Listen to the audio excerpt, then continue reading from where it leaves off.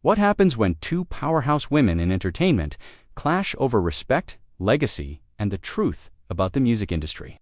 The tension was thick enough to cut with a knife when Gladys Knight, the legendary Empress of Soul, sat down with Queen Latifah for what was supposed to be a celebration of her incredible career.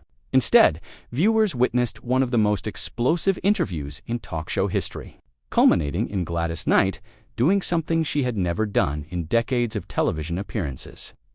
Walking off set, mid-conversation, the confrontation exposed deep wounds in the entertainment industry and revealed just how far some artists will go to protect their legacy. Before we dive into this incredible story, make sure to hit that subscribe button and let me know in the comments what you think about artists standing up for themselves in interviews.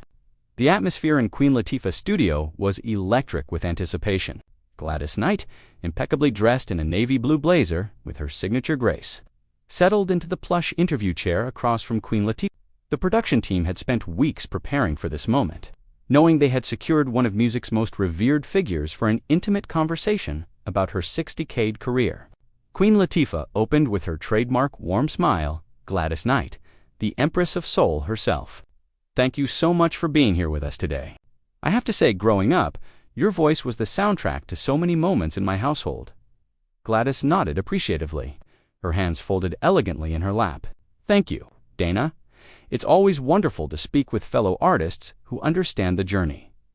The interview began smoothly enough, with Queen Latifah asking about Gladys's early days with the Pips, her transition to solo work, and the challenges of being a black woman in the music industry during the 60s and 70s. Gladys answered each question with the poise and wisdom that had made her a beloved figure for generations. You know, Queen Latifah said, leaning forward slightly, I think what's fascinating about your career is how you've managed to stay relevant across so many decades. But I have to ask, and I hope you don't mind me being direct, there have been some reports over the years about tensions with other artists, particularly some of the newer generation who feel that older artists sometimes, well, look down on their contributions to music. Gladys's expression shifted almost imperceptibly, a slight tightening around her eyes. I'm not sure what you're referring to specifically, but I've always believed in lifting up other artists, especially young black women trying to make their mark. Queen Latifah pressed on.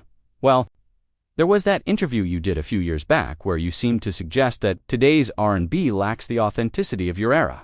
Some took that as you dismissing the artistry of contemporary singers. The temperature in the room seemed to drop several degrees. Gladys straightened in her chair, her voice maintaining its melodic quality, but gaining an edge of steel. I think there might be some misunderstanding about what I said. I've never dismissed anyone's artistry. What I have said is that the industry has changed, not necessarily for the better in all ways. When we came up, we had to prove ourselves night after night, song after song. We didn't have the luxury of auto-tune or social media to build our careers. Queen Latifah's eyebrows rose slightly.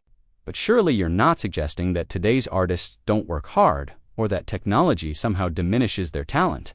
I'm suggesting, Gladys said, her voice growing firmer, that when you can fix everything in post-production, when you can become famous for a 15-second clip rather than years of grinding in small venues, the relationship between artist and craft changes. That's not dismissive, that's observational. The audience could sense the shift in energy. Queen Latifah, known for her diplomatic interviewing style, seemed determined to push this particular point. But Gladys, don't you think that sounds a little, well, elitist? Like you're gatekeeping what counts as legitimate artistry? Gladys's laugh held no humor. Elitist? Dana, I grew up in the projects of Atlanta. I've been performing since I was 8 years old. I've earned every single accolade, every bit of respect, through blood, sweat, and tears. If pointing out that the industry has lowered its standards makes me elitist, then I'll wear that label proudly. I didn't mean to offend you, Gladys. I'm just trying to understand your perspective on how the industry has evolved. Evolved, Gladys repeated, her voice rising slightly for the first time. Is that what we're calling it? When young girls are told they need to be half naked to sell records, when lyrics have become so crude that I can't play new music around my grandchildren, when talent shows reward gimmicks over genuine ability, that's not evolution, that's devolution. The studio fell silent, except for the hum of the cameras. Queen Latifah glanced at her producers off camera, then back to Gladys. I think you're painting with a pretty broad brush there. There are incredibly talented artists today who are pushing boundaries and creating meaningful music. Of course there are, Gladys conceded, but they're drowning in a sea of manufactured nonsense. And when someone like me points that out, we're called bitter or out of touch. I'm not out of touch. I'm experienced. There's a difference. Queen Latifah's tone grew slightly more confrontational. But isn't there something to be said for letting each generation find its own voice? I mean, I'm sure there were older artists who felt the same way about hip-hop when it was emerging, when I was coming up. Gladys's eyes flashed. Hip-hop was revolutionary because it gave voice to experiences that weren't being heard. It was raw, it was real, it was necessary. What's revolutionary about a computer doing half the work for you? The tension in Queen Latifah's studio reached a boiling point as she fired back at Gladys. Knight's comments about modern music production, but Gladys, with all due respect, don't you think you're romanticizing the past a bit? The music industry has always had its problems. There were plenty of manufactured acts in your day, too. Gladys's composure, which had held steady for decades of interviews, began to crack. Manufactured acts? Dana, are you seriously going to sit there and compare the Supremes, the Temptations, Martha, and the Vandellas to what's being passed off as music today? Those artists could sing, they could perform, they had something to say, and you don't think today's artists have something to say. Queen Latifah challenged, what about artists like Beyoncé, Alicia Keys, or even someone like Lizzo, who's promoting body positivity and self-love? Don't you dare lecture me about Beyoncé, Gladys snapped, her voice sharp enough to cut glass. That girl has more talent in her little finger than most of these so-called artists have in their entire bodies. But even Beyoncé gets caught up in this machine that demands she be more provocative, more controversial. It's heartbreaking to watch. Queen Latifah's expression hardened. So you're saying she's selling out? I'm saying the industry forces everyone to sell out to some degree, Gladys replied, her hands gripping the arms of her chair. And when veterans like me try to point that out, we get dismissed as jealous has-beens who can't accept that our time is over. Nobody called you a has-been, Gladys, didn't you? Gladys's voice was iscold now. When you suggest I'm gatekeeping, when you imply I'm being elitist for having standards, what exactly are you saying? That my opinion doesn't matter because I'm from a different era. Queen Latifah shifted uncomfortably. That's not what I meant, and I think you know that. Do I? Gladys leaned forward, her eyes blazing. Because from where I'm sitting, it sounds like you invited me here not to celebrate my legacy, but to tear it down. To make me look like some bitter old woman who can't handle change.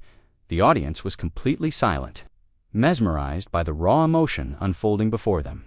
Queen Latifah tried to regain control of the interview. Gladys, I genuinely didn't intend for this conversation to go in this direction. I have nothing but respect for your contributions to music. Your respect. Gladys laughed bitterly. Dana, I was headlining concerts before you were born. I've won Grammy Awards, been inducted into the Rock and Roll Hall of Fame, sold millions of records worldwide. I don't need your respect. I've earned it from generations of fans who understand what real artistry looks like. Queen Latifah's professional mask was slipping now, revealing frustration beneath. And there it is, the attitude that younger artists complain about. This idea that because you came first, you're somehow more legitimate than everyone who came after. Gladys's voice rose dangerously. You want to talk about attitude? How about the attitude of bringing someone on your show under false pretenses? How about the attitude of ambushing a guest with gotcha questions designed to make them look bad? Nobody ambushed you, Gladys. These are legitimate questions about statements you've made publicly.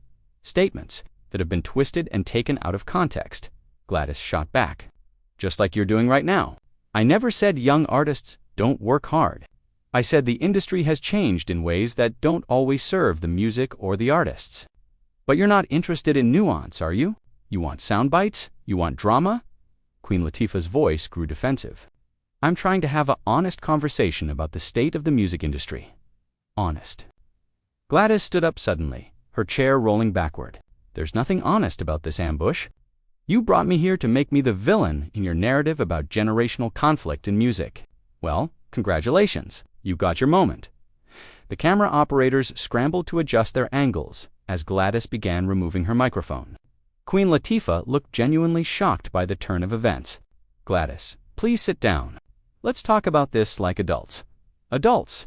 Gladys's voice carried the full power of her legendary vocal range. Adults don't blindside each other on national television. Adults don't invite legends into their house just to disrespect them for ratings. Queen Latifah stood as well, her own composure finally cracking. You know what, Gladys? Maybe this is exactly the problem. Maybe you can't handle being challenged because you're so used to everyone kissing your ring. The words hung in the air like a thunderclap. Even the production crew seemed to freeze. Gladys Knight, the woman who had faced down segregation, industry sexism, and decades of challenges with grace and dignity, stared at Queen Latifah with a look that could have melted steel. Kissing my ring? Gladys repeated slowly, each word dripping with incredulity. Is that what you think this is about? Ego? Status? Let me tell you something, little girl. I've been fighting for respect and recognition in this industry since before you knew what a recording studio looked like. And I've never, not once, demanded anyone kiss anything of mine. Then why can't you accept that the industry has moved beyond what you represent? Queen Latifah shot back, her own voice rising now. Why does everything have to be about how much better things were in your day? Because they were better in some ways, Gladys replied firmly. When substance mattered more than spectacle, when you had to actually sing to be called a singer, when music was about connecting souls, not just moving units, Queen Latifah threw up her hands. And there it is again, the same elitist gatekeeping wrapped up in nostalgia. If wanting excellence is elitist, then yes, I'm guilty as charged, Gladys declared.